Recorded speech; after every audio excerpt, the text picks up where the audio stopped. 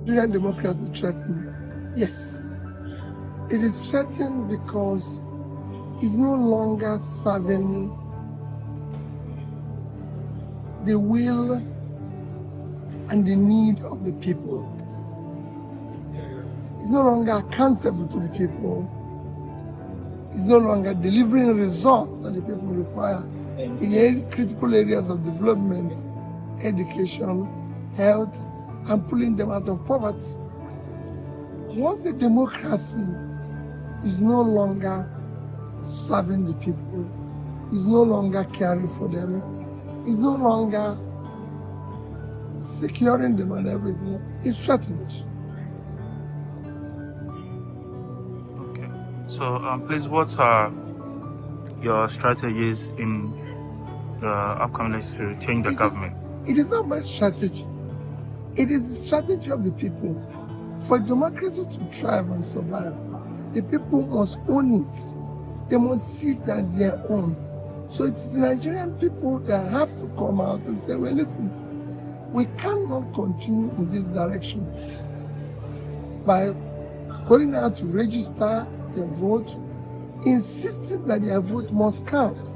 They must know that their singular vote they have in their hand is what is they will use to ensure that those that elect serve them, those who elect care for them, those who elect prioritize their need in areas of education, health, and pulling them out of poverty, in securing them. So they need to come out and demand right governance through ensuring that people who serve them well are elected. It's still going to involve the electoral process and ensure that leaders have competence, the capacity, the character, and compassion and commitment to lead are elected. Go and ask the people of Nepal. It does have to ask questions. Those in Nepal, go and ask them. That's how to ask questions. We can't sit down and be talking of corruption year in, year out. Meanwhile, you are not doing anything. What makes you think that the people that are benefiting from it will stop? They will not stop. It will get worse. That's the truth. As long as Nigerians have not risen up to demand the accountability from their government, these things you are seeing will continue. In fact, everybody now is now a law unto himself.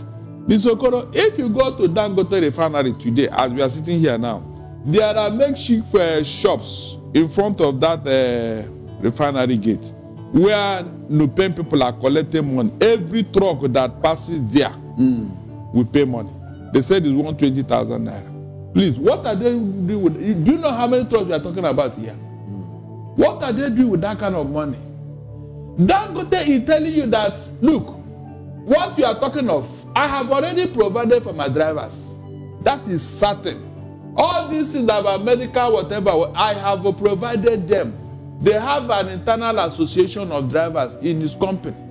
So, all these things that NUPEC is fighting for, Nigerians should be wiser. It's all about their own selfish interests. Like this money they are collecting now. If they were active as an association, where were they when all the refineries were run aground by NNPC? Have you seen NIPEG protesting one day about how the refineries were going, how they are being run? Did you hear them complain or talk? To tell you that they are all about their own selfish interest. It is not for the interest of Nigeria. That was why Dangote went out of his way to go and provide his own trucks. Yeah, these people are not happy. They want to be in charge, in control of everything. Is that how to do things? This Nupeng, have they ever protested about this subsidy removal? To say that, yes, they are in sympathy with Nigerians. It's all about their own selfish interest. You know what I think?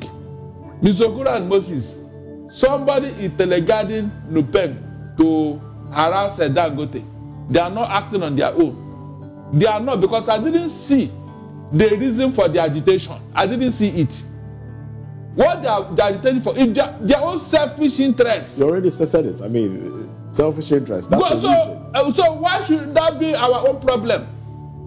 This is a private concern now. If you want to do that, go do it with government business like NNPC and all the refineries under government. That was why those things died. Maybe Nigerians are not aware. This NUPEN, they contributed to the death of our refineries. They contributed heavily. How did they do that? Good. By imposing all these excessive fees. That we don't know where it is going to. Let me fish out the numbers. By colliding with these NNPC officials in running the refineries aground. If not, why didn't the NUPEN protest when they saw what was going on with the refineries? No, tell me, why did they protest? If they are not working in cahoots with these NNPC officials, when the money was being stolen right, left, and center, what was NUPEN doing if they were not benefiting from it? That is why they would have started this protest. There on the left.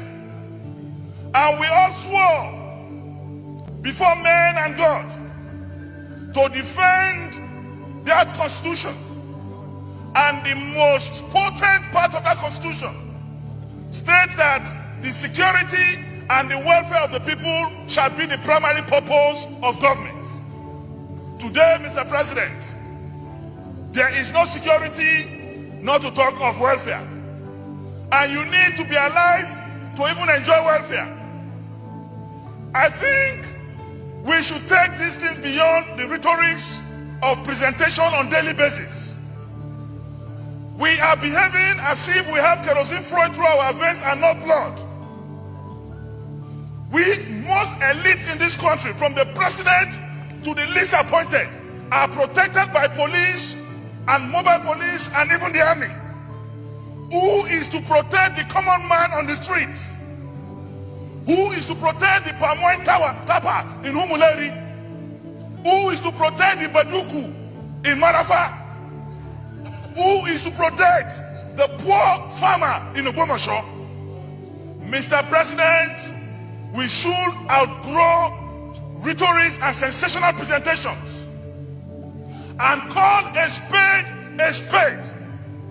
The President of the Federal Republic of Nigeria must show capacity as the Commander-in-Chief of the Armed Forces. And if we need international support, we should say so on time. If we need international collaboration, we should do so on time. And we should not just be concentrating on creating funds for the army and the other security without looking at the police. Intelligence gathering in this country is dead. Events will happen, there will be signals that they will happen, and they will happen, and there will be no remedy.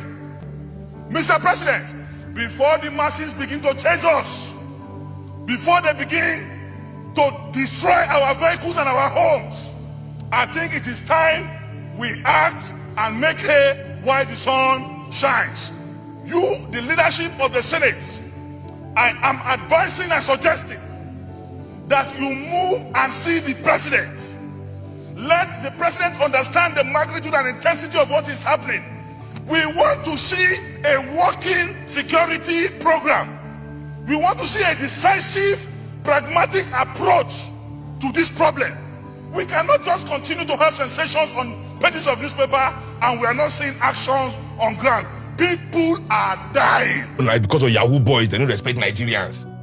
These narratives we accept about our society, we know fully well that the only reason nobody respects Nigeria is because of our politicians. Bam. Nobody judges a country by the worst of the country. It doesn't happen. Every country in this world is judged by the behavior of the best people in that country. The most prominent people. Is when they see the behavior of our prominent people. When we tell so if una rich people they behave like this, we won't allow una enter our country. Which now una call elite. If una people get billions be like this, you don't get shishi. How you want be? No. Yeah, so whatever. So when we allow people to say our country cannot open a refinery, that in this Nigeria, yeah, out of all of us, only one man can open. You see, this kind of narrative. It's part of the reason I don't like them. Because they diminish us with their existence. They make it feel as if we can't do anything for ourselves without them. When it's the truth that they refuse to give us the opportunity or the power to do things for ourselves. Finish. They sit down on all the opportunities, cordon the power, use it to collect all the opportunities,